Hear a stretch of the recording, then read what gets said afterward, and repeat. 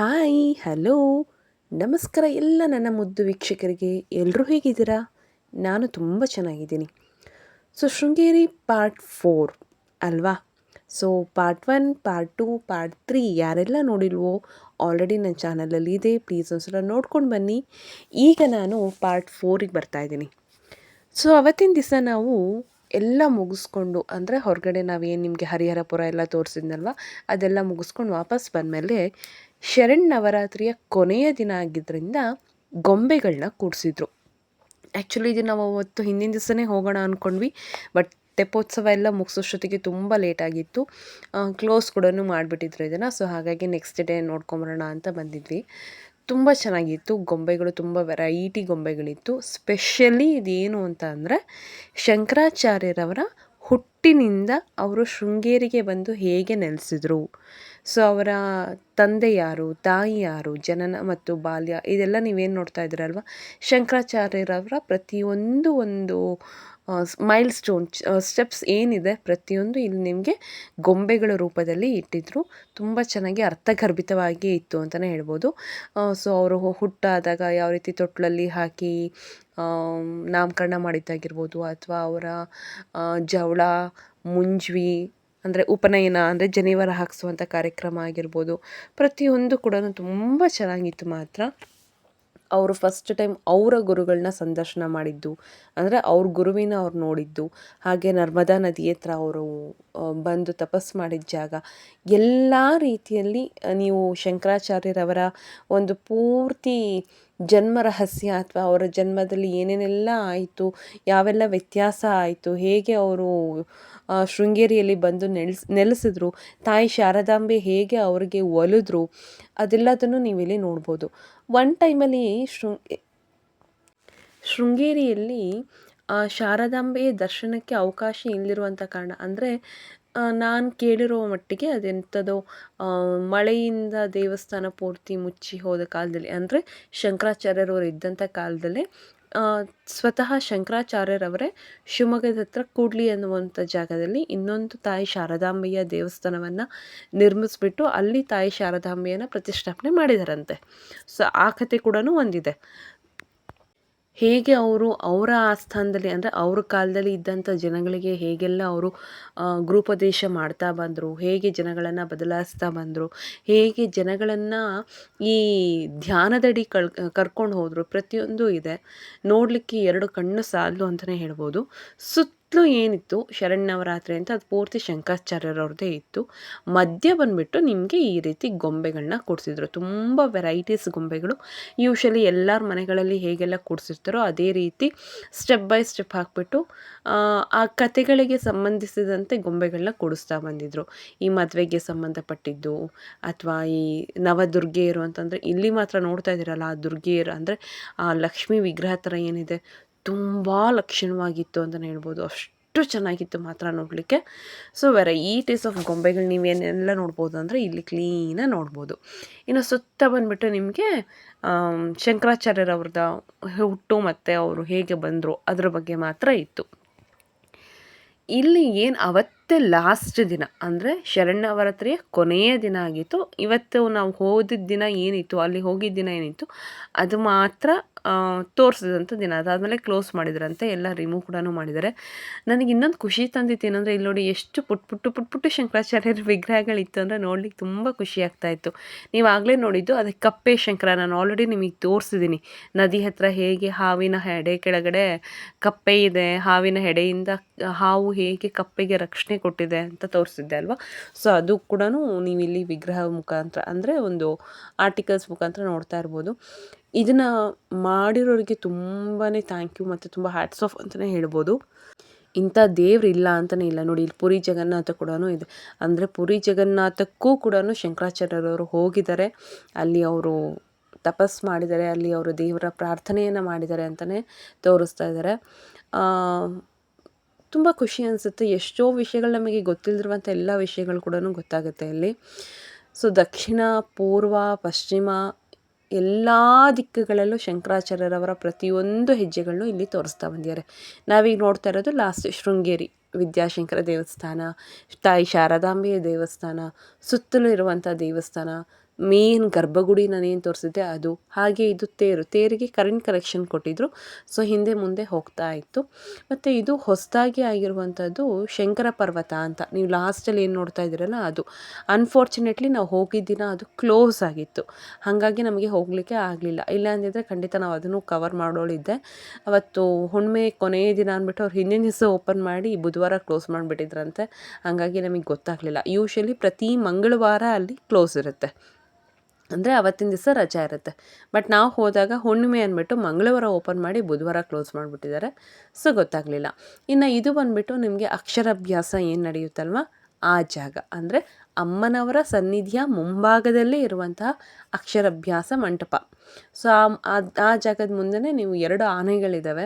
So ಇಲ್ಲಿ ಜನ ಆಶೀರ್ವಾದ ಮಾಡಿಸ್ಕೊತಾರೆ, ಹಣ್ಣುಗಳನ್ನ ಕೊಡ್ತಾರೆ ಅಥವಾ ದುಡ್ಡುಗಳನ್ನ ಕೊಟ್ಬಿಟ್ಟು ಆನೆ ಸೊಂಡ್ಲಿಂದ ತಲೆ ಮೇಲೆ ಆಶೀರ್ವಾದನ ಕೂಡ ಮಾಡಿಸ್ಕೊತಾರೆ.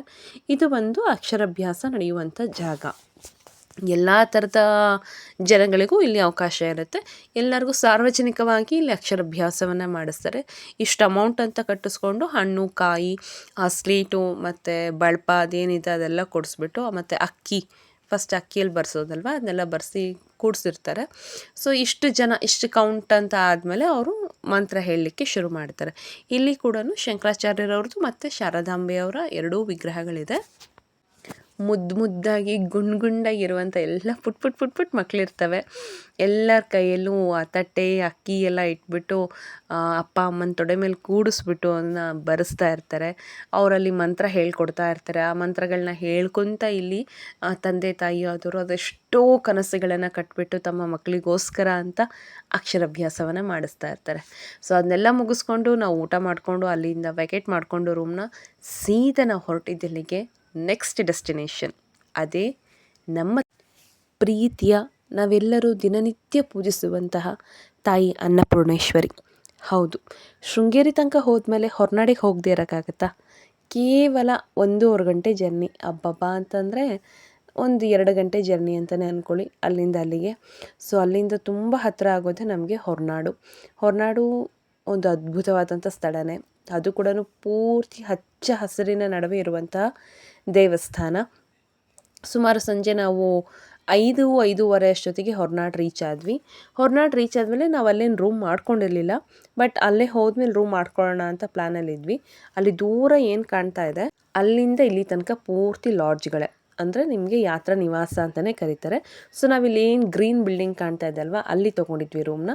ಪಕ್ಕನೇ ನಮಗೆ ದೇವಸ್ಥಾನ. ಇದು ಬಂದು ನಿಮಗೆ 250 ರುಪೀಸ್ ಪರ್ ರೂಮ್ ಇರುತ್ತೆ. ತುಂಬ ಹೈಫೈ ಏನಿರೋದಿಲ್ಲ, ಜಸ್ಟ್ ನಾರ್ಮಲ್ ರೂಮ್. ಒಂದು ನೈಟ್ ನಮಗೆ ಮಲ್ಕೊಳ್ಳಿಕ್ಕೆ ಸಾಕು ಅನ್ನೋರು ಖಂಡಿತ ಈ ರೂಮ್ಗಳನ್ನ ಆಪ್ಟ್ ಮಾಡ್ಬೋದು. ಇಲ್ಲ ನಮಗೆ ಸ್ವಲ್ಪ ಫ್ಯಾನ್ಸಿ ಇರಬೇಕು, ಚೆನ್ನಾಗಿರಬೇಕು ರೂಮ್ ಅಂದರೆ ಖಂಡಿತ ಅದು ಕೂಡ ಇದೆ. ಅಲ್ಲಿ ಮುಂದೆ ರೆಡ್ ಲೈಟ್ ಕಾಣಿಸ್ತಾ ಇದೆ ಅಲ್ವಾ, ದೂರ ಅಲ್ಲಿ ಬರುತ್ತೆ. ಅಲ್ಲಿ ನೇತ್ರ ಭದ್ರಾ ಅಂತೆಲ್ಲ ಇದೆ. ಸೊ ಅಲ್ಲಿ ನಿಮಗೆ ಸ್ವಲ್ಪ ಹೈಫೈ ರೂಮ್ಸ್ ಕೂಡ ಬರುತ್ತೆ. ಇಲ್ಲಿ ಬಂದುಬಿಟ್ಟು ಸುತ್ತಮುತ್ತ ಇರುವಂಥದ್ದೆಲ್ಲ ಯಾತ್ರಾ ನಿವಾಸ ಅಂತ ತುಂಬ ಕಡಿಮೆ ಬೆಲೆಯಲ್ಲೇ ನಿಮಗೆ ರೂಮ್ ಸಿಗುತ್ತೆ. ಹಾಗೆ ನಾರ್ಮಲ್ ರೂಮ್ ಇರುತ್ತೆ. 1-2 ಮಂಚ, ದಿಂಬು, ಹಾಸಿಗೆ, ಫ್ಯಾನು, ಚಾಪೆ ಇದೆಲ್ಲದೂ ಇರುತ್ತೆ. ತುಂಬ ನಿಮಗೆ TV, AC, ಹೀಟರ್ ಆ ಥರ ಎಲ್ಲ ಇರೋದಿಲ್ಲ. ಅಷ್ಟು ಸಿಂಪಲಾಗಿರುವಂಥ ರೂಮ್ಸ್ ಮಾತ್ರ ಸಿಗುತ್ತೆ ನಿಮಗೆ. ಸೊ ಇದು ಒಂದು ತಾಯಿ ಹೊರನಾಡು ಅನ್ನಪೂರ್ಣೇಶ್ವರಿಯ ಮುಖ್ಯ ದ್ವಾರ. ಯೂಶ್ವಲಿ ಇದನ್ನು ಎಲ್ಲ ಸಿನಿಮಾಗಳಲ್ಲಿ ನಾವು ನೋಡಿರ್ತೀವಿ. ಯಾರೆಲ್ಲ ಹೊರನಾಡಿಗೆ ಹೋಗಿರ್ತಾರೋ ಅವ್ರಿಗೂ ಖಂಡಿತ ಗೊತ್ತಿರುತ್ತೆ. ಇಲ್ಲಿ ಒಂದು 25-30 ಮೆಟ್ಲಿದೆ ಅಂತಲೇ ಹೇಳ್ಬೋದು. ಇಲ್ಲೊಂದು 20 ಮೆಟ್ಲು ಹತ್ತಿದ ತಕ್ಷಣ ನಿಮಗೆ ಸ್ಟಾರ್ಟಿಂಗ್ ಲೆಫ್ಟಲ್ಲೇ ಭೋಜನಾಲಯಕ್ಕೆ ದಾರಿ ಅಂತ ಇದೆ. ಅಂದರೆ ಪ್ರಸಾದ ನೀವು ಎಲ್ಲಿ ಊಟಕ್ಕೇನು ಹೋಗ್ಬೋದು, ಎಲ್ಲ ಥರದ ಜನಗಳಿಗೆ ಅಲ್ಲಿ ಹಾಕುವಂಥ ಜಾಗ ಭೋಜನಾಲಯ. ಇನ್ನು ಮುಂದೆ ಬಂದರೆ ತಾಯಿ ಅಮ್ಮನವರ ದರ್ಶನ. ಇಲ್ಲಿ ಕೂಡ ಫೋನ್ ಅಲೋ ಇರಲಿಲ್ಲ. ನಾವು ಫಸ್ಟು ದೇವಸ್ಥಾನದ ಒಳಗೆ ಹೋಗಿಬಿಟ್ಟು ದೇವಸ್ಥಾನದ ಒಳಗಡೆಯಿಂದ ಅಂದರೆ ಪಕ್ಕ ಹಿತ್ತಲು ಅಲ್ಲ, ಜಸ್ಟ್ ಪಕ್ಕದಲ್ಲೇ ನಿಮಗೊಂದು ಅನ್ನಪೂರ್ಣೇಶ್ವರಿ ಹೋಟೆಲ್ ಅಂತ ಬರುತ್ತೆ. ಮೇನ್ ದ್ವಾರ ಅಲ್ಲ, ಪಕ್ಕದಲ್ಲಿ. ಅದರ ಪಕ್ಕ ಬಂದರೆ ಅರ್ಧ ಬಾಗಿಲಿಗೆ ಇನ್ನೊಂದು ಎಂಟ್ರೆನ್ಸ್ ಸಿಗುತ್ತೆ. ಅಲ್ಲಿಂದ ಹೋದರೆ ದೇವರ ಮುಖ್ಯ ದ್ವಾರ ಅಲ್ಲ, ಇದು ಪಕ್ಕ ದೇವಸ್ಥಾನದ ರೈಟ್ ಸೈಡಿಂದ ನಾವು ಹೋಗ್ತಾ ಇರೋದು ನವಗ್ರಹ ದೇವಸ್ಥಾನ ಸಿಗುತ್ತೆ. ಆ ನವಗ್ರಹ ದೇವಸ್ಥಾನದ ಹಿಂದೆ ಏನಿದೆ, ನಿಮಗೆ ಅಲ್ಲಿ ಬಂದಿರುವಂಥ ಎಲ್ಲ ಜನಗಳಿಗೆ ಕಾಫಿ ಕೊಡ್ತಾರೆ ಫಸ್ಟ್. ಅಂದರೆ ಎಲ್ಲ ಥರ ಜನಗಳಿಗೂ ಅಲ್ಲಿ ಕೂಡಿಸ್ಬಿಟ್ಟು ಟೇಬಲ್ ಸಿಸ್ಟಮ್ ಇರುತ್ತೆ, ಲೋಟದಲ್ಲಿ ಹಾಕಿಬಿಟ್ಟು ಫಸ್ಟ್ ಕಾಫಿ ಕೊಡ್ತಾರೆ. ಇದ್ದರೆ ಅಲ್ಲಿ ಅವಲಕ್ಕಿ ಕೂಡ ಫೆಸಿಲಿಟಿ ಇದೆ ಅಂತ ಹೇಳ್ತಾರೆ. ಇಲ್ಲಿ ನಿಮಗೆ ಯಾವುದೇ ರೀತಿ ಚಾರ್ಜ್ ಮಾಡೋದಿಲ್ಲ, ಫುಲ್ ಫ್ರೀ ಇರುತ್ತೆ. ಎಲ್ರಿಗೂ ಅಪ್ಪಟವಾದಂಥ ಮನೆಯಲ್ಲೇ ಮಾಡುವಂಥ ಫಿಲ್ಟರ್ ಕಾಫಿ ಟೇಸ್ಟ್ ಇರುವಂಥ ಕಾಫಿನ ಕೊಡ್ತಾರೆ. ತುಂಬ ಟೇಸ್ಟಿಯಾಗಿರುತ್ತೆ, ತುಂಬ ಚೆನ್ನಾಗಿರುತ್ತೆ ಮಾತ್ರ. ನೀವೇನಾದರೂ ಹೊರನಾಡಿಗೆ ಹೋದರೆ ಮಿಸ್ ಮಾಡದೆ ಹೋಗಿ. ಇಲ್ಲಿ ಸಂಜೆ ಮತ್ತು ಬೆಳಗ್ಗೆ 2 ಹೊತ್ತು ನಿಮಗೆ ಕಾಫಿ ಸಿಗುತ್ತೆ. ಅಲ್ಲಿ ಕಾಫಿಗೆ ಯಾವುದೇ ರೀತಿ ಚಾರ್ಜ್ ಮಾಡಲ್ಲ, ಫ್ರೀ ಇರುತ್ತೆ. ಜಸ್ಟ್ ದೇವಸ್ಥಾನದ ಪಕ್ಕ ನವಗ್ರಹ ದೇವಸ್ಥಾನ ಏನು ಬರುತ್ತೋ ಅಲ್ಲಿರುತ್ತೆ. ಇಲ್ಲಿ ನೀವೇನು ನೋಡ್ತಾ ಇದ್ದೀರಿ, ಆ ಜಾಗದ ಅಡುಗೆ ಮನೆ. ಹಾಲು ಮತ್ತು ಕಾಫಿ ಅದನ್ನೆಲ್ಲ ಬಿಸಿ ಮಾಡುವಂಥ ಜಾಗ. ಈವನ್ ತರಕಾರಿ ಗಿರ್ಕಾರಿ ಎಲ್ಲ ಹೆಚ್ಕೊಳ್ಳೋದು ಇಲ್ಲೇ ಅಂತೆ. ಸೊ ಇಲ್ಲಿ ಮಾತ್ರ ಮನಸ್ಸಿಗೆ ತುಂಬ ಖುಷಿಯಾಗೋ ವಿಷಯ ಏನು ಅಂದರೆ, ನಿಮ್ಮ ಮನೆಯವರೇ ಯಾರೋ ಕೇಳ್ತಾ ಇದ್ದಾರೇನೋ, ಬಡಿಸ್ತಾ ಇದ್ದಾರೇನೋ ಅಂತ ಅನಿಸುತ್ತೆ. ಅಷ್ಟು ಪ್ರೀತಿಯಿಂದ ಬಡಿಸ್ತಾರೆ ಮಾತ್ರ, ಅಷ್ಟು ಪ್ರೀತಿಯಿಂದ ನೋಡ್ಕೋತಾರೆ. ನಾನಿಲ್ಲಿ ನಿಮ್ಮ ಕಾಫಿ ತೋರಿಸ್ತಾ ಇದ್ದೀನಿ. ಎಷ್ಟು ಚೆನ್ನಾಗಿತ್ತು ಕಾಫಿ ಅಂದರೆ ಹೇಳಿ ಕೇಳಿ ಅನ್ನಪೂರ್ಣೇಶ್ವರಿ ಅಲ್ವಾ, ಏನು ತಿಂದ್ರೂ ಅಷ್ಟೇ ರುಚಿಯಾಗಿರುತ್ತೆ ಮಾತ್ರ. ಸೊ ಇದು ನೈಟ್ ವ್ಯೂ. ಆ್ಯಕ್ಚುಲಿ ದೇವಸ್ಥಾನದ ಒಳಗಡೆಯಿಂದ ನಮಗೆ ವಿಡಿಯೋ ಅಲೋ ಇರಲಿಲ್ಲ, ಮೊಬೈಲ್ ಅಲೋ ಇರಲಿಲ್ಲ. ಸೊ ಹೊರಗಡೆ ಬಂದುಬಿಟ್ಟು ನಾನು ವಿಡಿಯೋ ಮಾಡ್ಕೊಂಡಿದ್ದು. ರೈಟ್ ಸೈಡ್ ನಿಮಗೆ ಆ ಶಾಪ್ಸ್ ಎಲ್ಲ ಇದೆ. ಇನ್ನು ನಾನು ಈಗ ತೋರಿಸ್ತಾ ಇರೋದು, ನೀವು ಆಗಲೇ ಕಾಫಿ ಕುಡಿದಿದ್ದು ತೋರಿಸಿದ್ದೆ ಅಲ್ವಾ, ಅದರಿಂದ ಸ್ಟ್ರೈಟ್ ಬಂದರೆ ಈ ಡೋರ್ ಸಿಗುತ್ತೆ. ಅದೇ ಒಂದು ಜಾಗದಿಂದ ಬಂದರೆ ಈ ಡೋರ್ ಸಿಗುತ್ತೆ. ಇದು ಬಂದು ಬ್ರಾಹ್ಮಿನ್ಸಿಗೆ ಊಟಕ್ಕೆ ಹಾಲ್, ಡೈರೆಕ್ಟ್ ಮೇಲ್ಗಡೆ ಹೋಗಬೇಕು. ಎಲ್ಲ ಥರದ ಬೇರೆ ಜನಗಳಿಗೆ ಸ್ಟಾರ್ಟಿಂಗಲ್ಲೇ ನಿಮಗೆ ಭೋಜನಾಲಯ ಅಂತ ಏನಿದೆ ಅಲ್ಲಿ ಪ್ರಸಾದ ವಿತರಣೆ ಇರುತ್ತೆ. ಬ್ರಾಹ್ಮಿನ್ಸ್ ಅಂದರೆ ಸೀದಾ ಹಿಂಗೆ ಒಳಗಡೆ ಬಂದರೆ ನಿಮಗೆ ಸಿಗುತ್ತೆ. ಇದ್ರ ಪಕ್ಕ ರೈಟ್ ಸೈಡ್ ನೀವೇನು ನೋಡ್ತಾ ಇದ್ದೀರಾ, ದೇವಸ್ಥಾನದ ಒಳಗಡೆನೇ ಇರುವಂಥ ರೂಮ್ಸ್ ಇದು ಕೂಡ ಯಾತ್ರಾ ನಿವಾಸನೇ. ಇದು ಅಷ್ಟೇ 250 ರುಪೀಸು. ಬಟ್ ಇದು ಇನ್ನೂ ಸಿಂಪಲ್ ಆಗಿತ್ತು ರೂಮ್, ತುಂಬ ಚಿಕ್ಕ ಚಿಕ್ಕ ರೂಮ್ಸ್ ಇತ್ತು. ನಮ್ಗೆ ಅಲ್ಲಿ ಹೋದ್ಮೇಲೆ ಆ್ಯಕ್ಚುಲಿ ಗೊತ್ತಾಗಿದೆ ಇಲ್ಲಿ ರೂಮ್ಸ್ ಇದೆ ಅಂತ, ಅದು ಗೊತ್ತಿರಲಿಲ್ಲ. ಅಷ್ಟು ಫೆಸಿಲಿಟೀಸ್ ಮಾತ್ರ ತುಂಬ ಚೆನ್ನಾಗಿದೆ. ಸೊ ನೀವು ಮೇಲ್ಗಡೆ ಹೋದರೆ ಒಂದು ದೊಡ್ಡ ಹಾಲ್ ಬರುತ್ತೆ, ಊಟದ ಹಾಲು. ಇಲ್ಲಿ ಜಸ್ಟ್ ಬ್ರಾಹ್ಮಿನ್ಸಿಗೆ ಮಾತ್ರ ಅವಕಾಶ ಇರುತ್ತೆ. ಬೆಳಗ್ಗೆ ತಿಂಡಿ, ಮಧ್ಯಾಹ್ನ ಊಟ ಮತ್ತು ರಾತ್ರಿ ಊಟ 3 ವ್ಯವಸ್ಥೆ ಕೂಡ ಇಲ್ಲಿರುತ್ತೆ. ಊಟದ ರುಚಿ ಕೇಳಬೇಕಾ? ತಾಯಿ ಅನ್ನಪೂರ್ಣೇಶ್ವರಿ ಅಂದಮೇಲೆ ಅಮೃತ ಕಣ್ರಿ. ಆ ಸಾರು, ಹುಳಿ, ಮಜ್ಜಿಗೆ, ಪಾಯಸ, ಪುಳಿಯೋಗರೆ ಅಂತ ಹಾಕ್ತಾನೇ ಇದ್ದರು. ಅಷ್ಟು ಟೇಸ್ಟಿಯಾಗಿತ್ತು ಮಾತ್ರ. ಮನಸ್ಸಿಗೆ ಅವತ್ತಿನ ದಿವಸ ರಾತ್ರಿ ತುಂಬ ತೃಪ್ತಿ ಕೂಡ ಅನ್ನಿಸ್ತು. ದರ್ಶನ ಕೂಡ ತುಂಬ ಚೆನ್ನಾಗಾಯಿತು. ಅದಾದಮೇಲೆ ನಾವು ಊಟ ಮಾಡಿಕೊಂಡು ಅವತ್ತಿನ ದಿನ ನೈಟ್ ನಾವು ಅಲ್ಲೇ ಸ್ಟೇ ಮಾಡಿದ್ವಿ. ನೆಕ್ಸ್ಟ್ ಡೇ ಬೆಳಗ್ಗೆ ಎದ್ಬಿಟ್ಟು ನಮ್ಮ ಜರ್ನಿನ ಕಂಟಿನ್ಯೂ ಮಾಡಿದ್ವಿ. ನೆಕ್ಸ್ಟ್ ಡೇ ನಾವು ಎಲ್ಲಿ ಹೋದ್ವಿ, ಏನು ಮಾಡಿದ್ವಿ, ಮತ್ತು ಯಾವ ಜಾಗ ನಾನು ನಿಮಗೆ ತೋರಿಸ್ಲಿಕ್ಕೆ ಇಷ್ಟಪಡ್ತಾ ಇದ್ದೀನಿ, ಇದೆಲ್ಲದನ್ನು ನಾನು ನೆಕ್ಸ್ಟ್ ವ್ಲಾಗಲ್ಲಿ ಕಂಟಿನ್ಯೂ ಮಾಡ್ತೀನಿ. ಸೊ ಇವಾಗ ನಾನು ಊಟ ಮುಗಿಸಿ ಹೋಗಿ ಮಲ್ಕೋತೀನಿ. ನೀವು ಅಷ್ಟೇ ವಿಡಿಯೋ ನೋಡಿದ್ದೀರ ಅಂದಮೇಲೆ ಲೈಕ್, ಸಬ್ಸ್ಕ್ರೈಬ್ ಮತ್ತು ಶೇರ್ ಮಾಡಿ. ನಿಮ್ಮ ಫ್ರೆಂಡ್ಸಿಗೂ ಇದನ್ನು ವಿಡಿಯೋನ ತಲುಪಿಸಿ, ಅವ್ರಿಗೂ ಎಷ್ಟೋ ವಿಷಯಗಳು ಗೊತ್ತಾಗಲಿ ಅಂತ ಅನ್ಕೋತೀನಿ. ಸೊ ವಿಡಿಯೋ ಇಷ್ಟ ಆಗಿದೆ ಅಂತ ಅಂದ್ಕೊಂಡು ಭಾವಿಸ್ಕೊಂಡು ಇವತ್ತಿನ ದಿವಸ ನಾನು ಈ ವಿಡಿಯೋನ ಇಲ್ಲೇ ಮುಗಿಸ್ತಾ ಇದ್ದೀನಿ. ಖಂಡಿತವಾಗ್ಲೂ ಹೊಸ ವಿಡಿಯೋ ಜೊತೆ ಆದಷ್ಟು ಬೇಗ ಮತ್ತೆ ನಿಮ್ಮ ಮುಂದೆ ಬರ್ತೀನಿ. ಅಲ್ಲಿ ತನಕ ವೆಯ್ಟ್ ಮಾಡ್ತಾಯಿರಿ. ಹೊರನಾಡಿಂದ ನಾನು ಮತ್ತೆ ನಿಮ್ಮನ್ನು ಬೇರೆ ಕಡೆ ಎಲ್ಲೋ ಕರ್ಕೊಂಡು ಹೋಗ್ತೀನಿ. ಎಲ್ಲಿರ್ಬೋದು ಅಂತ ವೆಯ್ಟ್ ಮಾಡ್ತಾಯಿರಿ. ಅಷ್ಟರಲ್ಲೇ ನಾನು ನಿಮಗೆ ಸಿಗ್ತೀನಿ. ಅಲ್ಲಿ ತನಕ ಟೇಕ್ ಕೇರ್, ಬಾಯ್, ಗುಡ್ ನೈಟ್.